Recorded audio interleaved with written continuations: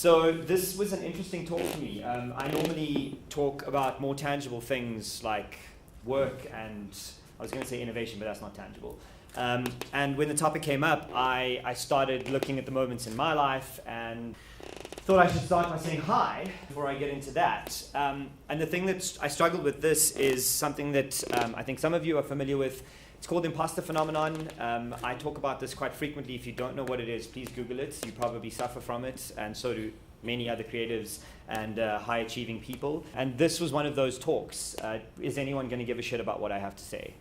Because these are my moments. So I'm going to preface this entire talk with a whole bunch of big words that I hope you can keep in mind when you listen to my moments and the moments that define meaning in my life. I want to talk about broadly work, ambition, passion, patience, happiness, balance. And I'm going to start with balance, purpose, life, love, and everything. And life, love, and everything is a little hat tip to Douglas Adams. And no, the answer is not 42 to life, love, and everything. Ironically, the talk is about patience, and I'm not going to be patient with this talk. There is a lot to get through, so try and keep up. I'm going to talk quite quickly, focus on my words while you drift off into the moments that defined your last decade. So the first thing I want to talk about is balance. Work-life balance is something that people discuss all the time, and I have, at the moment, a very controversial view on that. I don't believe in such a thing. I think it's bullshit. I think I define myself by my work, and therefore there is no balance. My work is my life is my work, it's one and the same. So to me, work-life balance feels like a complicated equation. And I literally Googled complicated equation to see what the images would be, and this was one of them. And I don't know if any of you remember doing this in school, in chemistry. It was one of those moments in my life. My father forced me to do chemistry and science for matric, in spite of me being more of a writer than anything else, because he said science opens doors. I ended up getting 39% on higher grade science. I just passed and got a matric university exemption. So this is what a complicated balance equation looks like to me. When you try and balance your work life, I think this is what it feels like to me in my life. And the reason I say it's controversial is most people at the moment are saying that you need to balance life at the moment, and that life is not just about work. And I fundamentally disagree with that, because I like working and I like what I do, and I work 18 hours a day, and therefore it's what I do when I'm awake. So I don't believe in the balance. So for me, I like to look at a less complicated equation. 2H2 plus O2 equals 2H2O. I don't even know if that's right, but it looks simple. And the key point here is there is a reactant and a product, and the reactants form together to create a product, and in my world, that's what this is. It's work plus who I am gives me a life that I believe is balanced. And it's really that simple for me. I don't know if that's balanced for you, and to be honest, I don't really care. It's different for everyone. So this prefaces the rest of this conversation about moments, because for me, the moments in my life that are definitive all lead me to where I am today. And where I am today is someone who makes socks. Fuck knows how that happened. It was a very random course of events, but I'm hopefully going to distill that into less random courses. A lot of what I did in my 20s was about ego and drive and ambition and building something that other people told me was cool, and that all culminated in me naming a business after myself. That's just how you do it. The reason I did that is because my generation, and I imagine yours, is filled with job hops. I have not stayed in a job longer than a year and a half. The longest thing I've ever done is this thing, and I named it myself, Nic Harry, and my partner said to me, if you don't name this your name and build it for you, then you're going to leave this too, like you've left everything else. So I did, and it worked, and now I'm 4.5 years into this. So that's kind of my standard pose, it's my standard view. I don't wear shoes when I talk. We don't wear shoes in our stores. So I'm going to ask you to start thinking about the moments that defined your last decade. I'm going to go back about 22 years, maybe a bit more. My maths is terrible. 25 years in my moments, and I'm going to push through these quite aggressively. So I immediately sense some fear in myself when I was talking about this, and I'm sure if you have to really think about the moments that defined your life, there might be a little bit of trepidation. And the problem that I have with moments, while we start talking about mine, is that I don't believe that we look at them in enough detail. I think that as a society, we are forced to experience these moments, push them aside, and move on the path that the world tells us that we should be on. So regardless of whether someone is, or the world is telling you not to have children, and you're 25 and not to have children, and then have children at 25 and have children at 27, and you should have children at 30, and then you feel this pressure, no, I'm going to just have kids. and you didn't really want them, and you don't really like them, and now you're stuck with them, and other people's children were irritating, and now yours are too. And so in spite of all the external things talking to you about maybe you shouldn't have kids, and maybe you should be a great artist or a great business person or whatever, the world told you to do something. So I think we ignore moments too frequently. So about 3 years ago, I turned 30, and that really messed me up. And I mean that genuinely. I don't know why, but I wrote an article to myself. I wrote advice from 30-year-old me to 20-year-old me. And can I ask, random show of hands, how many people have read this article before? No one. Okay, one person, 2 people. Great. So this article I wrote in, no jokes, 11 minutes. It was an 11-minute article between meetings. I was feeling frustrated about turning 30, and that in tech, where I come from, if you're a 30-year-old entrepreneur and you're not a billionaire, you're a failure. Because you're the old guy who's done nothing. Because I turned 30 and I was mentoring guys who were 19 who were doing stuff I didn't even understand. So I started to feel this imposter phenomenon again. And this article exploded. Within days it had had tens of thousands of views. Within weeks it had had hundreds of thousands of views. It's been translated into 7 different languages. It's been published in Business Insider and Mattermark Network and you name it. And I still can't tell you why. And this is what it looks like in comparison to some of my other articles around that time. I went from 1,000 views, to swear or not fucking swear, to 390,000 views on my own platform. So collectively, I added up all of the different views and asked all the different magazines that republished it, how many views it gotten, and in 2 years it's gotten over 1 million views. This is probably the most definitive piece of writing I will ever write. More people have read this than have ever seen anything I've ever done in my entire life. It's freaking ridiculous, and I wrote it in 11 minutes. The reason I bring this up is, at the end of that, I wrote a throwaway line that I didn't realize had a lot of value to me and everyone else. And the line was, plan in decades, think in years, work in months, live in days. Now, I'm fighting with BeHappy.me at the moment because I didn't put that up there, and they're getting paid for my words to be put on posters and T-shirts and all these things, and they keep taking it down, and then 3 weeks later putting it back up and selling it. So if you were to Google plan in decades quotes, you'll just see Google pages full of people misquoting this and whatever. And I had no idea that it meant something. So then when moments came up, this is what popped into my head. So I'm going to put it on screen again. And I want you to really think about this, because one of the most definitive moments in my last 5 years was when I decided to start reading more. It sounds like such a simple thing, but I'm not a big reader. Historically, I hated reading when I was a kid. I had a big vocabulary because I listened to people, not because I read a lot. And that was a mistake. So in all the books that I've read, and I read about 2 books a month, I set myself a goal 4 years ago to read 3 books a month, and I did it for a year, and it's too many, but 2 books is good for me. All the business books I've read, Elon Musk, Jeff Bezos, Warren Buffett, you name it, they all think in decades. They plan their lives in decades. And I think in my 20s, I was planning my life in moments, literally moment to moment. Who's the next thing? Where can I job hop? How much money can I make if I go there? Who can I leverage against someone else? And all these people that I read their books, they plan in decades. And that fundamentally shifted my thinking when I started reading about people who don't think in small pieces of information. And Jeff Bezos is a great example of that. He's put about $40 million of his own money into a clock that is going to keep time for 10,000 years. Not kidding. $40 million of his own money. Now think about that. Why would someone do that? It's because he wants his world, his universe, and his existence to understand that what you do today doesn't matter, because there's a clock that will tick for 10,000 years regardless of what happens. It will withstand a nuclear attack. That's how insane this clock is. He's trying to illustrate that we don't matter. In the bigger scheme of things, there are people before us, there are people after us, there are things that happen day to day that just don't matter. And for me, that was quite a fundamental thing, that if you're planning in decades, what happens today is important, but you have to live in those days. You have to live in those moments and then move beyond them and work in the months. And then move beyond that and think in years and plan in decades. So with that in mind, which moments matter to me? This is me. Right over there. Right over there. No beard. No beard. Although when I hit 11, I started shaving. That was not a definitive moment in my life. So this is me when I'm 7. This is grade 2, and this is the first time I remember having a definitive moment in my life. When I was 7, I must have seen a movie or a news broadcast or something of a war correspondent. And when I was 7, I decided that I wanted to be a journalist. I wanted to be a war correspondent. And that set me on a path. That set me on a path of anti-establishment with my parents, who wanted me to get a formal degree and wanted me to be a business person and have what they didn't have. It set me on a path of going to Grahamstown and study journalism and meeting my network. This moment defined the next 20 years of my existence. And I can pinpoint it, not obviously this day, but to being 7 years old and thinking, journalist. And that didn't happen, because journalists die on the front line.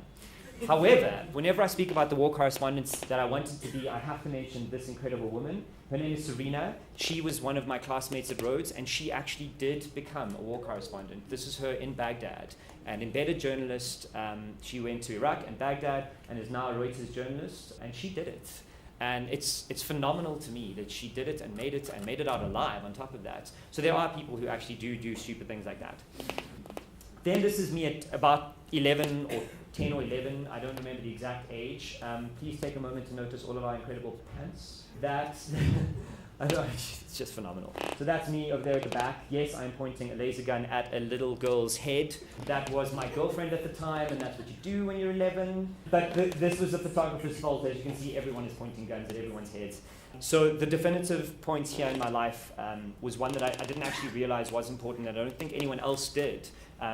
At this age, my parents bought me a computer, and they connected it to the internet, and they got me an email, and my brother and I shared it for about a day, and then he lost interest, and I took it and put it in my room, and I was then connected, and that was world-changing. And if you consider that this was 20 years ago, this was 20 years ago when computers weren't a thing, and my parents didn't have anyone to email, and I had an email address, which by the way was Nax, N-A-X-S, because that's what you do when you're 10, you make a cute little email. And I didn't have anyone to email, but this is what happened. I got a computer, and how my parents let me put it in my room and didn't think I was watching porn is beyond me. Maybe they didn't know that porn was on the internet yet. But what I started doing was coding. I started figuring out what this was. What was the web? What was the internet? How do I build things? And this was a revelation for me. At school, I was always frustrated. I was always irritated at the speed that other people were teaching me and the speed at which the people around me were learning. And it was never fast enough for me. And this helped me relax, because I could learn anything here. I could learn whatever I wanted. And yes, there was no Google back then. But the way I did that was with MIRC, with chat. So I connected to this chat platform, and guys, honestly, I started chatting on this when I was 10 or 11 or 12, something like that. That's 20 years ago. Does this look familiar to anyone? Does this look like Slack? Ain't that some shit, right? Hashtag channels on the left, people listed on the right, and talking. I mean, we've come full bloody circle in 20 years. But this was a revelation to me. This was teaching me how to learn in a different way. The school system for me was broken. It was a place that restricted me and taught me to learn at the pace of other people when I wanted to learn at the pace of typing. And I could. And this changed everything for me. And then I went to St. David's. That is St. David's little logo in the middle, and that's my left arm. The reason that is there is because the next definitive moment in my high school career was when I got my first tattoo at the age of 14. I was an atheist. I remember being 10, and I'm going to jump back to this kid, so you have this image in your head when I remember this. So I was at this age, I remember becoming an atheist. From as young as I can remember about religion, this is what I was. I was an atheist. And why that happened and when that happened was the Greek church. If any of you have ever been to a Greek wedding, you walk through the Greek church and there's an icon, an image of Jesus and his mother, Mary. And when you walk in, Greeks physically kiss the icons and do your cross. And my parents walked me through and they were like, kiss the icons. And I was like, not going to do that. That's weird. There's literally 100 other people who just put their lips on that. I'm not doing that. They were like, kiss the fucking icons. And I was like, I'm not doing it. So they just shoved me inside. And then we sat down and we went through this whole hour-and-a-half sermon in ancient Greek. Ancient Greek is how the Greeks think that it's good to tell you about religion. No one understands that anymore. And at the end of it, it's communion time. And this was the tipping point for me. At communion, my grandmother, who is viciously OCD. I mean, I drank out of her glass once and she broke it and disinfected another one. Viciously OCD. The Greek communion goes as follows. A mug with sherry in it and some bread bits. And one spoon. One spoon for the whole community. You walk up to the priest, he dips it in, gives you it in his mouth, puts it back in his cup, gives it to the next guy. I looked at my parents, I was like, I'm not doing that either. They were like, I was like, no, I'm not doing that. That's ridiculous. Germs. My grandmother gets up, OCD, boom, in her mouth, goes, sits down, does her cross, carries on. So later I said to her, but like, the germs. She goes, no, God will fix the germs. I was like, that's not how germs work. Like, what are you thinking? So at the age of 10, I was like, this is not for me. And that was it. I was an atheist. So going to St. David's was an interesting experience for me, especially since I chose to go there. I chose to go there because it's good schooling, good education. I could have gone anywhere, and that's where I chose. And St. David's taught me about rules. There was a rule for everything, a rule for how you must wear your shoes, how you must dress, how you must tuck your shirt in. And then I became head prefect of a Catholic school. And I was an atheist, and I had to force people to go to Mass every Thursday. Any religion, race, creed, the rule is you came to our school, you go to our Mass. And I had to do that, and I had to stand up and do readings. And that taught me that you don't have to believe something to say it, which is sad but true. So St. David's taught me to learn the rules, figure out what they are, and then break them and operate outside of them. So I got my first tattoo when I was 14 on my hip, smartly enough, so that I could cover it up with my swimming costume or whatever, rugby thing and whatever happened to be. I continued getting tattoos until today. My mom paid for my second one, very manipulative little kid that I am. And the other thing that happened at St. David's was when I became head prefect, I didn't think it was appropriate for people in those positions to get drunk, smoke cigarettes, go out and see their 13-year-old grade 8s out doing those things. So I didn't drink, smoke, do anything untowards. I was designated dipshit for a year. I got my license in May of my matric year. So off I go, drive my friends and get drunk. So for the year I'm sober, loving life, and get through matric. And then I go to Rhodes, and I'm still trying to be a journalist now. And Grahamstown, I went from not smoking, not drinking, not doing anything to in my first week getting drunk, getting high, started smoking and got laid. Best week ever. Grahamstown was amazing. But more fundamentally, Grahamstown is a small town that is pretty irrelevant on the map. But as a degree, I studied everything and anything that I could. I didn't do anything my parents wanted me to do. I didn't do anything scientific, anything business, which I regret. I studied philosophy and psychology and journalism and all these things that expanded my brain and taught me to think. And that is a fundamental service that I got from Grahamstown. The degree is irrelevant. Literally, I've never gotten a job where they said to me, do you have a degree? Not one. And I've worked at all the media organizations. The degree was an irrelevant thing. The other thing that Grahamstown did for me that people overlook is the network. The network of people that attend your school, your university, is something to cherish. The degree is less so important in my life. Not in everyone's, but in mine. That network has gotten me to where I am today. So this is also quite a fundamental time in my life because I started my first business, regretfully, too late. I wish I'd started my first business when I was 10. I started it when I was 19. In Grahamstown, it was a network for students called Student Wire, where we gathered news from campuses around the country and put it on the website. And I learned a very fundamental lesson there. Students don't give a shit about news. So they care about getting drunk, getting laid, getting high. Exactly the things that I was doing is what I should have been building. I should have built a website for beer. So Student Wire tanked, and the main reason it tanked, and one of my most fundamental lessons from that period was pick your partners well. My two partners wanted this to be an NGO and didn't want it to make money, and I am a hardcore capitalist at heart. I want to make money. Not because I like money, but because I like making money. Like the idea of having it and losing it and moving it and using it to build other things, and that was pretty important for me. So around the same time, actually I'm going to jump forward one slide because I've got these in the wrong order. Around the same time, I was in a band, and this I count as my second business. And I only count it as a business looking back. We were pretty good. We toured, this is us at Slashy Fen, playing to a few thousand people just before Prime Circle. So we were good. We had the dedication. We practiced 2 or 3 times in a week, every week for 3 years. And there were so many lessons in this. The main one was that we didn't think of it as a business. We were creatives. We were ethereal. There's just making stuff. And that's bullshit. If you want to be a famous musician, you are a business. If you want to be a famous creative, I don't even know what the fuck that means. What does creative mean? It's beyond me. I hate that word. If you want to be someone who creates things, you need to sell those things to make money from them. That's a fundamental truth. It's a very frustrating thing I have with people in my space in the fashion industry. I hate the word. Our company doesn't use the word fashion. We use the word style. Fashion is what other people tell you is cool. Style is what you feel is cool. So a fundamental problem in South Africa is couture style people believe that they want to feel cool. They want to be cool. You know what's cool? Money. Selling product is cool. Appealing to a mass audience who buy your shit is cool. And yes, there is the cool, we've got socks that don't sell that I love. And that's great, but I still need to have a business that sells. So this was our problem here. We made soft pop because we wanted to get laid and have fun. We were not a business. I didn't get laid from this, ever. The guy in the way back in the corner, he's a violinist, he got laid. I did not. So then jumping, that band, we learned some lessons. The lessons were to treat your creative experience as creative experience, but also as a job, as work. It's okay to do the same. And like I've explained to you in the beginning, I believe that my creative experience is my work. It is my life. And I can't separate those things. If you want to be great at your creative work, you have to dedicate your life to them. Like Picasso wasn't a balanced guy. He was a guy who lived and died as an artist.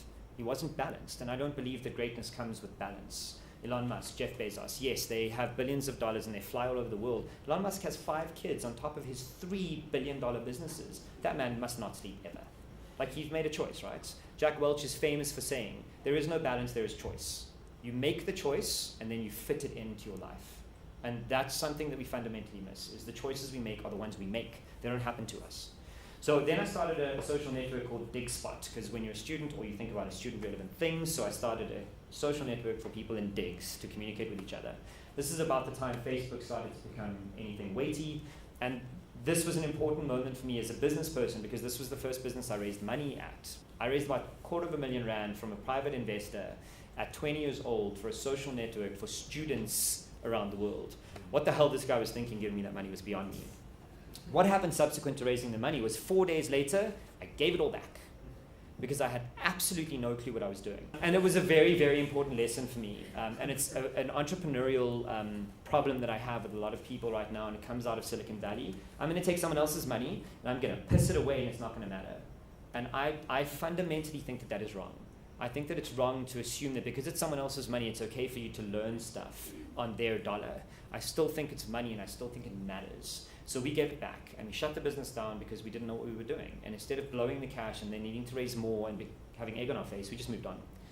In my career, I then joined media organizations. I was a journalist, and it was horrible. I hated it, because you're writing for money, not writing for love, and I wanted to write for love. And at these places, I learned that the media industry was screwed. It was very apparent if you have been building websites since you were 10 to get into the magazine industry, write for Financial Mail and Business Day, and realize how absolutely ill-equipped they were for the oncoming tidal wave of technology. So I tried to get them onto blogs. I tried to get their websites redone. And eventually I just booked out at Financial Mail and went to Mail and Guardian, where they had me as the head of their mobile division. And that was a revelation, because it was this young, funky, interesting newsroom, and I was egotistical and young, and I jumped ship at Mail and Guardian to go for a bigger paycheck.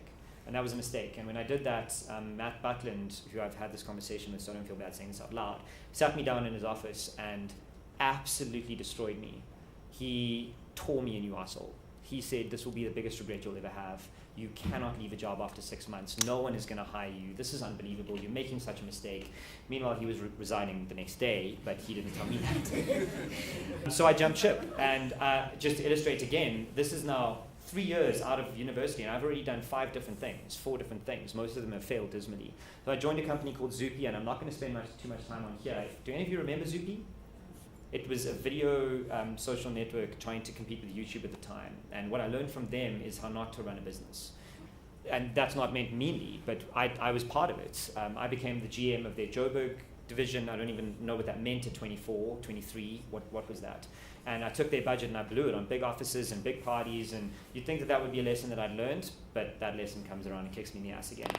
So then I joined Vodacom. And at Vodacom, I tried the big business thing. I tried the big salary thing. I built a social network with them with my lecturer from Rhodes, and who was also my boss at Mail and Guardian. And the two of us moved to Vodacom.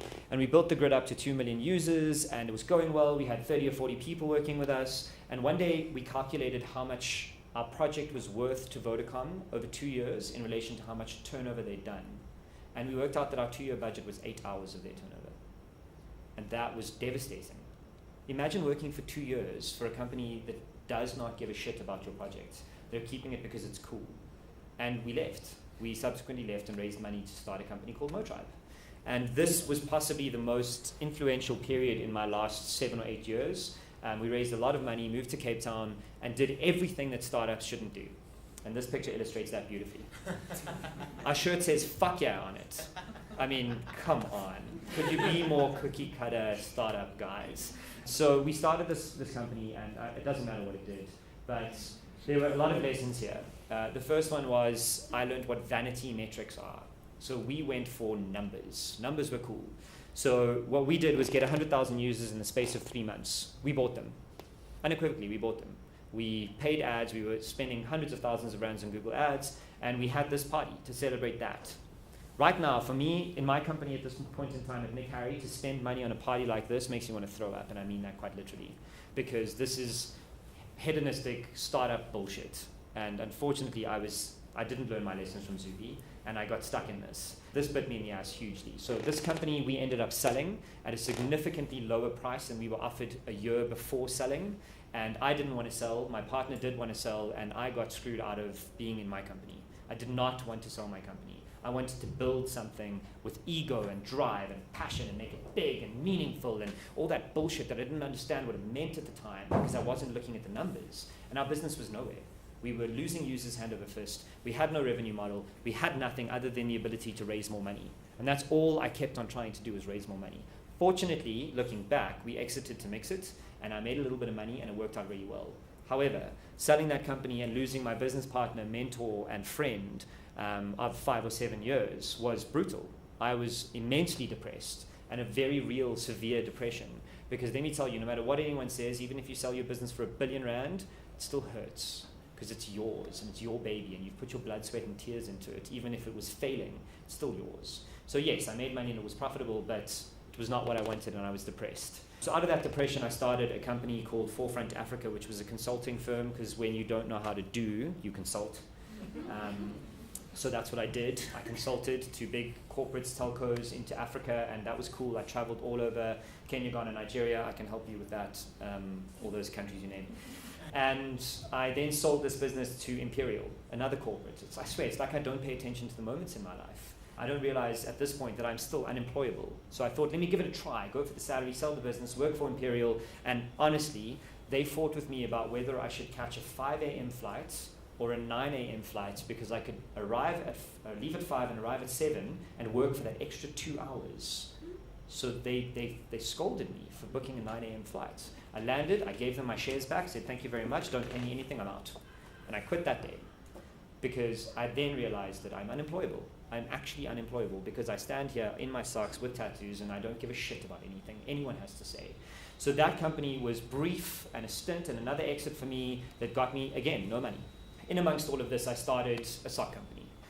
The idea with the sock company, I'm not going to bore you with the details too much of that one because I've told the story many times before, was to take a little bit of money and prove to the country that you can build a business with 5,000 Rand or less. So that means that the average South African, the lowest salary bracket is 3.5 to 5.5 grand a month. You can save 10% of your salary for a year and have 5,000 Rand in 12 months.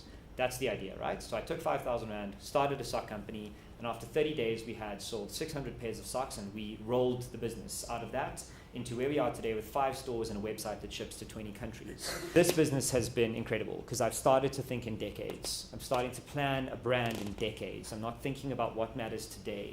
Yes, there are things that matter today, like paying salaries and staff being late and all that shit, but ultimately we're making decisions based on decades, and that is an important tipping point for me. It's a tipping point that comes with a lot of stress. So this is kind of how I feel most of the time.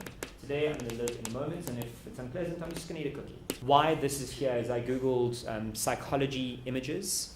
That's how I find slides. And this was one of the images that came up.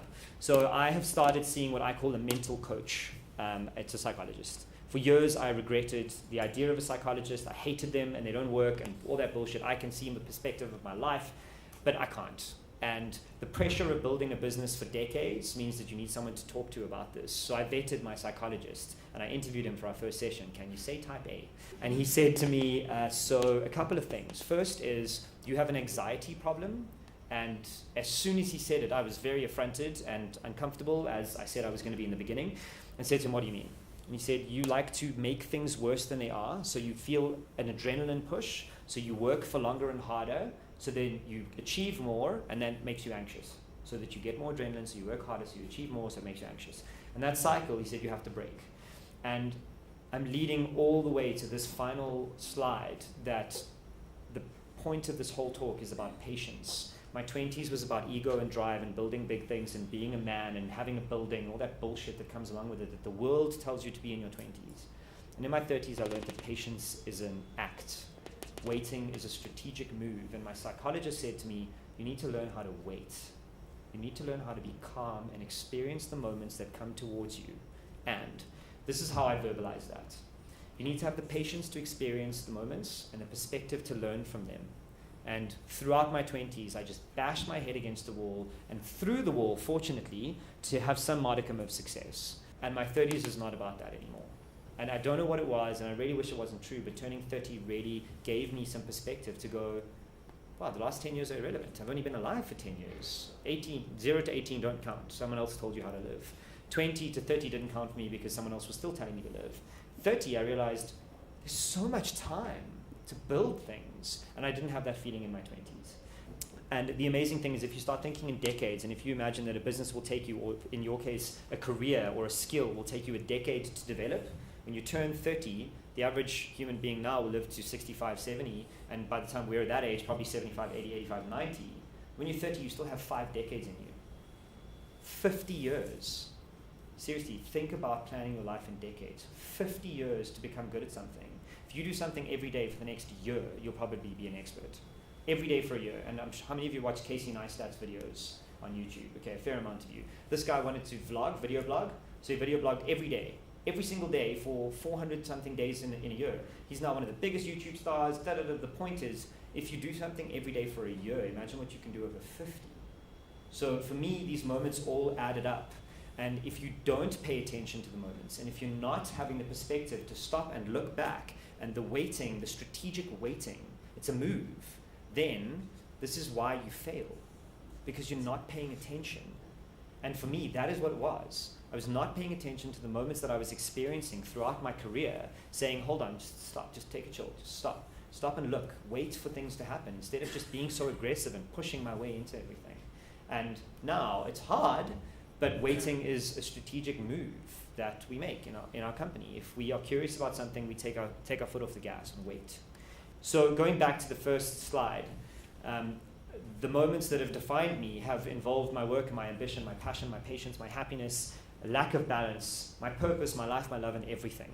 And the answer is still not 42, and I don't know what it is. But what I'm doing is paying attention to the moments that push me on paths. What I'd like you to do and take away from this is the next time you meet someone, ask them what moments defined their last decade, and see if they can sum up in 3 or 4 moments what changed their life in their last decade. I Facebooked this, and you can't believe some of the responses I got. Coming out of the closet, having a heart attack. There were some significant touch points that people experienced that changed things forever. And either you're going to continue working and have another heart attack, or you're going to stop, take account, look at the lessons you've learned behind you, and move in a different direction. So I'd urge you to consider if that's what you're doing, or if you're just plowing along on the route. And the last slide is to obviously punt my business. Go to nicharry.com, and today you can use this voucher to get a discount on your socks. Any questions? I don't mind if there aren't any. Yes? Have you thought beyond Nic Harry? No, absolutely not. This is what I'm doing. Is there life beyond it, or is Nic Harry the next 2 decades? I hope that it's the next 2 decades. I'm not going to be as cocky to say that I know that for certain. What I can tell you for free is that retail is a bitch. So I don't know if that's going to last. But no, I think I've committed mentally to doing this for as long as it takes. And who knows what that means. Could be anything. Amazon is a million different things today. So what I want to do is focus my attention on building something with longevity, and building a brand of value and standing for something. So I think a lot of businesses and brands struggle with selling a product. We're not a product. We're a business that stands for the right to choose. You can choose what's stylish for you. You can choose what you want to wear. You can choose. I back those things. So we're going to use this company and brand to build our future the way we see it. And that might change, really. Tomorrow it could go under. And then I'll just do something else. It was what I learned at Motribe. Sorry, Ross. Motribe, we got an offer for a metric shit ton of money, and we turned it down because we were cocky, and we said, no, we'll make more. We sold for a fraction of that price. And what I learned there is don't marry your idea, sell when you can. So I'm that way with this. I'm not married to my idea. One of my favorite quotes at the moment is hold strong opinions very weakly. So if your facts change your opinion. And if things change the business model. That's okay. Like you don't be bullheaded and go at it, which I was. I'm not anymore. Russ? Would you give 5,000 Rand to someone who wanted to start a business? If I believed in the business model, yes. Definitely, I have. I've invested in about 5 startups in the last 3 or 4 years. A lot more money than $5,000. And you write it off. Just But I don't think the point is not to give people money. The point is to earn it. You have to earn your money, save it, and then build your business because it's your money. Yes, I've raised funding for a lot of businesses, but it makes a difference when you start with your money. So I think the point is to earn that money and then go and build your business. Yeah. I think that the $5,000 thing's intriguing. How it's something that people need to hear more of. Do you sort of see a platform to communicate that, or do you want to use the business to communicate it, or? Yeah, so it's part of my story, is what I tell people as the story. I told it on Fresh when I was on a show on Monday morning last week, so that people kind of get the idea. But the main takeaway from building a business from 5,000 Rand is to slow down. Because the problem is you can't build a business from $5,000 and in a year be a millionaire. And in fact, the truth is you can't build anything with any amount of money and in a year be a millionaire. There are edge cases, but there are some great examples of companies that didn't do that. And my favorite one is Angry Birds. All played Angry Birds. Everyone knows about it. That company was 9 years old and on its last legs when they founded Angry Birds. It was their last business. They thought, fuck it, let's just make these things. And if it works, it works. If it doesn't, we shut down. After 9 years of firing people and failing, their last thing was Angry Birds. Ferrari is nearly a 100-year-old company. McDonald's is 100-year-old. These are old businesses. And we all think we're going to start with $5,000 and next week I'll be rich. And it's a very common misconception about entrepreneurship is build a business and own your time and have money. I don't own my time and I have no money. All my money goes back into building something. I plow it back into scaling this thing. So if you want to be an entrepreneur, think really hard and fast about what you want to do, because it's often easier to go and get a job and make money by using your salary in a smart way. Building businesses is tough. So the 5,000 Rand thing it's a hard one, but it's possible. And I think the possibility is what our younger South Africans need to understand. Schooling is not going to employ you. Our employment system is screwed and our education system is screwed. Building your own future is where I believe the future is. Yeah. In spite of who you were as a person in your 20s, do you think that age is a huge determining factor in terms of what you want to do with your life and how meaningful you want to make it? No, absolutely not. I don't know the source of this information, but statistically there are more millionaires made after the age of 40 than before. And I like to think that that's because of experience.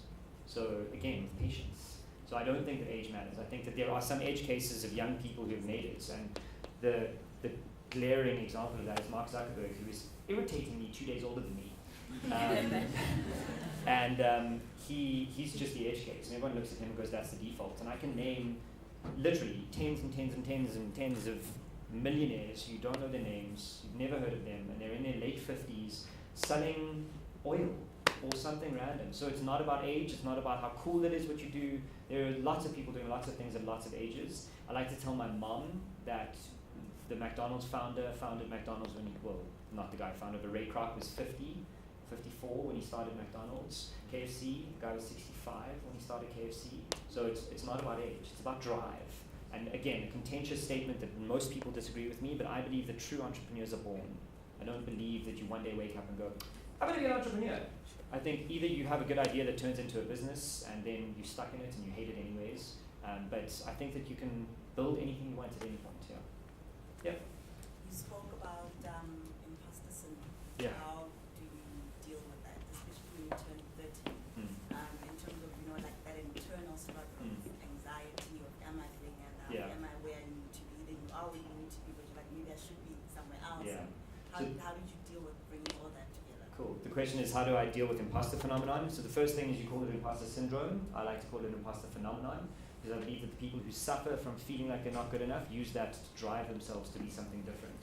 So for me, I use it as a positive experience. I use that fear and uncomfortability to be something different. And it's a shift in perspective. So instead of feeling uncomfortable and stepping back, I consciously step forward when I feel uncomfortable. I like to live in that zone of being uncomfortable and having a funky haircut that makes people stare at me and then getting angry about it. And doing stupid things like that constantly challenge me to not feel comfortable. Life is so short and finite that feeling comfortable for me is just a waste. There was also something very recent, and it sounds so crazy, but have you all read about Elon Musk feeling like the chances are 1 billion to 1 that this is the real Earth, and that we're actually probably in a simulation? So do yourself a favor and go and YouTube that. If you subscribe to that theory that we are probably in a simulation, then why not go for it? Then why not? Why not step forward and do the things you want to do? And the more tangible example of that is if you're a nihilist and you don't believe that there's anything after this, kind of like I do, then why not try and do the best you can do today? And do the things that make you uncomfortable and make you scared, and not do the things that the world tells you to do because they tell you to do it. Do them, and that's fine, but do them because you want to. And I think that's how I overcome the imposter feeling, because I don't know what the fuck I'm doing with this business. I've never run a retail business before, but I was like, yeah, let's try that. Because what else am I going to do? Something that I've done before? That's boring. So I just step forward. I lean into it. Yeah. Last brilliant question. There's one more at the back if you don't mind too. Okay. Yeah. You first. What has been your biggest challenge retail-wise? My biggest challenge retail-wise, retail is my biggest challenge retail-wise. Unequivocally. There is so much that I don't know about retail that I spend my time learning as much as I can, talking to as many people as I can, and finding mentors in the space to tell me about stuff. But honestly, it's my ignorance about retail. So I've reached that okay plateau. I thought I knew nothing. I learned a hell of a lot, and then I got kind of okay at something, and now I'm trying to get out of that okay plateau where I can just improve a little bit to become marginally better. But really, retail is my problem right now. There is so much in retail that people have discarded because we're all e-commerce shoppers and we think it's cool. I can tell you now for free, e-commerce is irrelevant in this country for the next 5 years. If you are a niche e-commerce player, go and open a store, get out. Or do it as a side project for the next 5 years until e-commerce kicks in. Because it's not there. Unless you take a lot, you don't have enough volume to play on. Like, guaranteed. You can hate me, tweet me, quote me on that, but it's true. I've tried, I've tested, and I've failed. You're competing with a lot of people. So e-commerce didn't work out for us, so we opened retail. Retail is tough, but it's working out, and we're trying to get there. Yeah. Thank you so much for your time.